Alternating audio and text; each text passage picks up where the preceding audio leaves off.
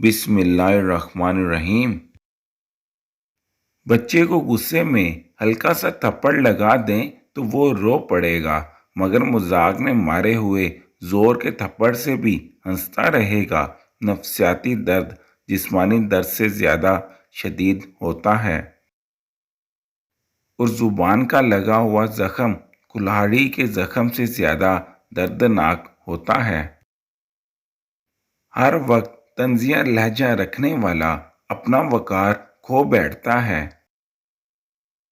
جس چھاؤں سے عزت نفس زخمی ہو اس چھاؤں سے دھوپ بہتر ہے۔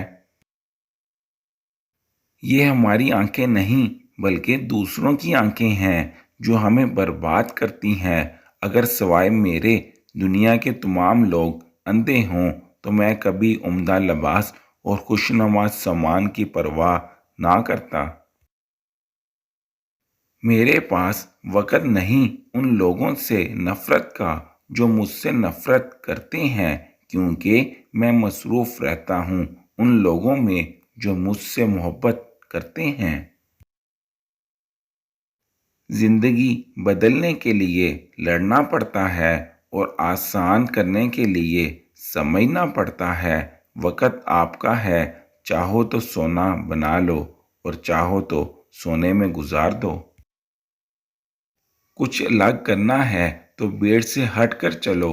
بھیڑ ہمت تو دیتی ہے پر شناخت چھین لیتی ہے۔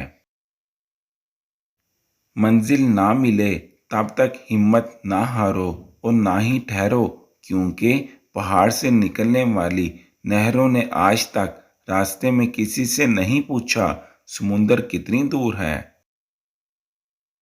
کلاس میں جب اگلے بچے کو مار پڑتی تھی تو ہم سوچتے تھے اب ہماری باری ہے۔ جنازہ دیکھ کر ہم یہ کیوں نہیں سوچتے؟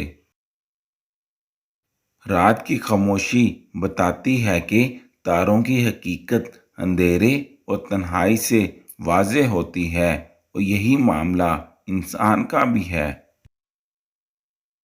یوسف جانتے تھے کہ سارے دروازے بند ہیں، پھر بھی بند دروازے کی طرف دوڑ پڑتے تھے، اور خدا نے ایک ایک کر کے سارے دروازے کھول دیے۔ اگر کبھی لگے کہ تمہارے لیے بھی دروازے بند ہیں تو جان لو کہ تمہارا اور یوسف کا خدا ایک ہی ہے۔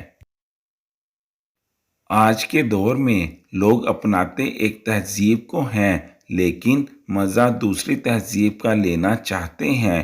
ماڈرن عورت پردہ نہیں کرتی اور چاہتی یہ ہے کوئی اس کی طرف بری نظر سے نہ دیکھے۔ لوگ اپنی بیٹی کا رشتہ اسے دیتے ہیں جو محض امیر کبیر ہو، اور چاہتے ہیں نکاح پڑھانے والا کوئی فقیر ہو۔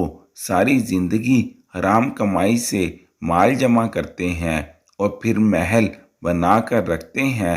ھذا من فضل ربی، ماں باپ کو بتا کر جھاڑ پلا کر چپ کروا دیتے ہیں اور گاڑی پر لکھتے ہیں یہ سب میرے ماں باپ کی دعا ہے۔ تعلیم انگریزی حاصل کرنا چاہتے ہیں، نوکری یورپ کی کرنا چاہتے ہیں، سیر پیرس کی کرنا چاہتے ہیں، اور دیکھنا برج خلیفہ چاہتے ہیں، لیکن مرنا گنبد خضرا کے سائے میں اور دفن ہونا جنت البقیع میں چاہتے ہیں۔ اصل زندگی یہ نہیں ہوتی کہ آپ کتنے خوش ہیں، بلکہ اصل زندگی یہ ہوتی ہے کہ آپ کی ذات کی وجہ سے کتنے لوگ خوش ہیں۔